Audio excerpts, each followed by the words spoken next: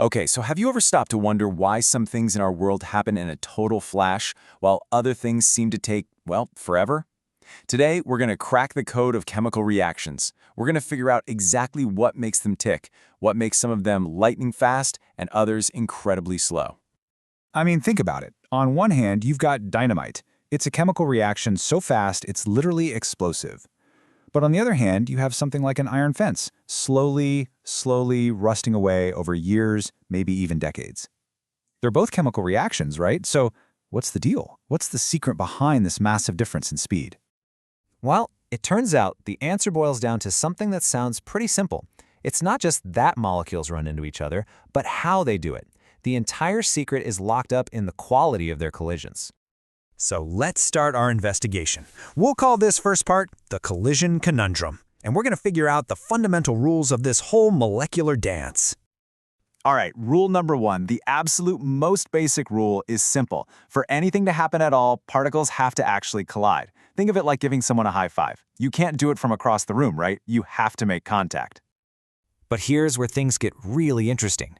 Just like how not every attempt at a high five actually connects properly, not every single collision between molecules leads to a chemical reaction.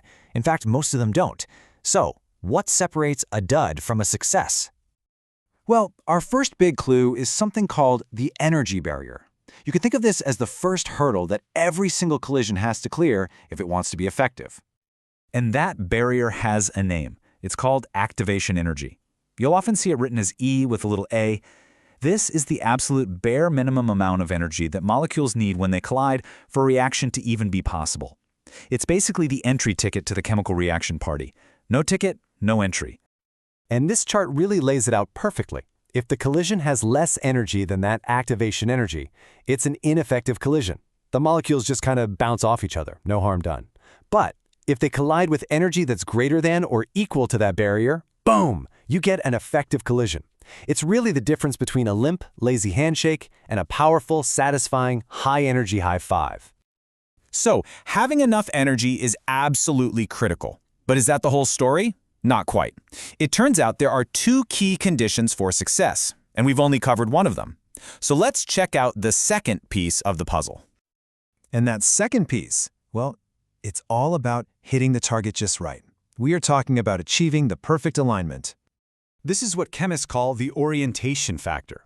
And it just means that molecules can't just smash into each other any which way and expect something to happen. No, they have to hit each other in a very specific way, at exactly the right angle so that the old chemical bonds can break and new ones can form. It's kind of like a key fitting into a lock. It only works if it's lined up perfectly. Let's go back to our hi-fi analogy, because it makes this crystal clear.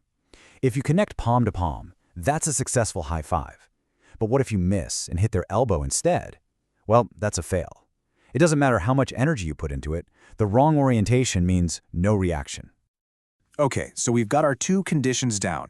You need enough energy and you need the right orientation. Now, how do we put all of that together to actually predict how fast a reaction will go? Well, it's time for us to crack the rate code. And this is it. This is the master key that puts it all together, the Arrhenius equation.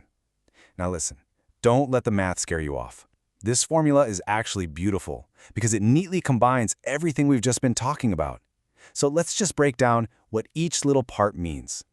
Let's just walk through this. The K on the left, that's what we're solving for, the speed of the reaction. The A takes into account how often the molecules collide, and importantly, that orientation factor we just talked about.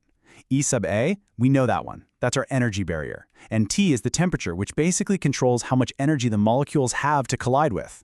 And that R you saw, that's just a constant that makes the math work out. See? It all connects. So the big takeaway here is that this isn't just some abstract math problem. This is a practical tool. It's more like a recipe. It's a recipe that tells us exactly how to speed up or slow down a reaction just by tweaking the conditions. Which, of course, brings us to the most important part. So what? Why does any of this actually matter? Let's take a look at how collision theory plays out in reactions that are happening all around us, in real life. You know, understanding these rules is completely fundamental to our modern world. It's how we design car airbags that deploy instantly. That's a super fast controlled reaction. It helps us create medicines that react exactly how they're supposed to inside our bodies. In industry, scientists design catalysts specifically to lower that activation energy, making reactions way more efficient. And hey, why do you put food in the fridge? To lower the temperature, which reduces the collision energy and dramatically slows down the reactions that make your food go bad. So, there you have it. We've cracked the code. For a reaction to happen, molecules have to collide with enough energy and in the perfect orientation. Knowing this gives us an incredible amount of power to control the world on a molecular level.